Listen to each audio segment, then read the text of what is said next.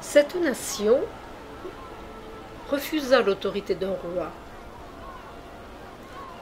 Elle s'auto-administra par le moyen d'assemblées en plein air, dont l'organe suprême, Alcin, siège dans le splendide site de Thingvellir, dans le sud-ouest du pays. Pas d'armée, pas de milice, ni de police. La marche de cette société, qui perdurera jusqu'en 1264, est assurée par un subtil jeu d'équilibre entre grandes factions rivales de type familial, dont le mot d'ordre est le respect de la loi que nul ne doit ignorer. Une formule la résume: c'est par les lois que le pays s'édifiera, c'est dans l'illégalité qu'il périra.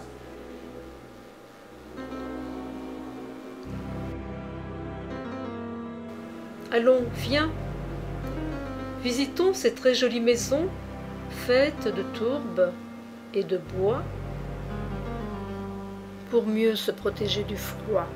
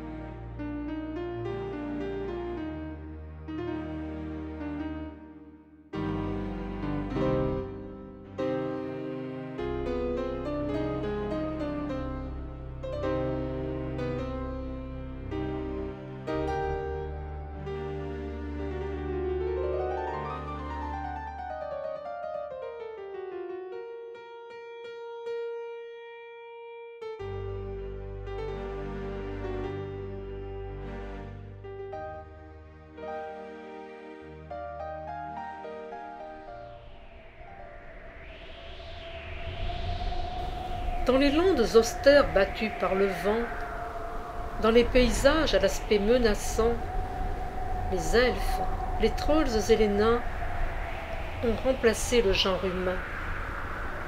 Ce sont d'immenses étendues que tu dois traverser, des nuées de moustiques qui cherchent à te piquer. Les Vikings en avaient fait leur terre d'élection. Toi, tu succombes à la troublante séduction de son sol aux couleurs surprenantes, de ses chutes d'eau impressionnantes, ses rivières glaciaires d'un bleu transparent, ses geysers.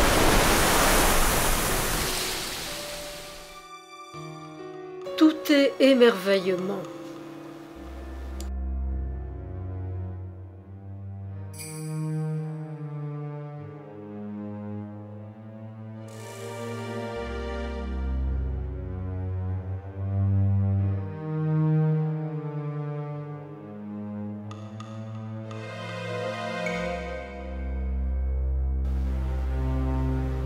C'est un pays froid, qui ressemble parfois aux portes de l'enfer,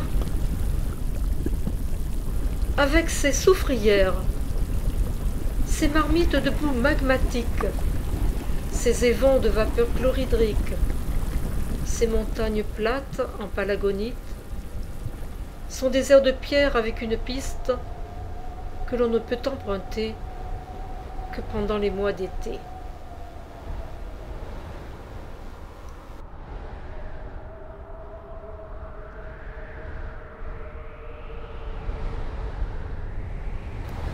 Surtout, si tu vas là-bas, fais bien attention où tu mets les pieds.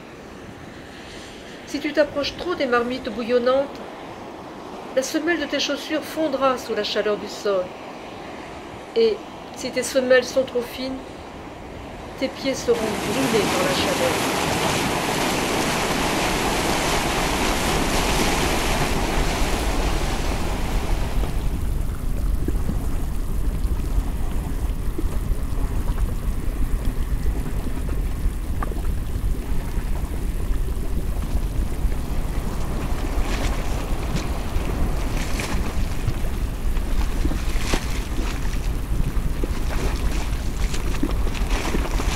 Peut-être est-ce à cet endroit-là que Jules Verne imagina que l'on pouvait tomber au centre de la Terre.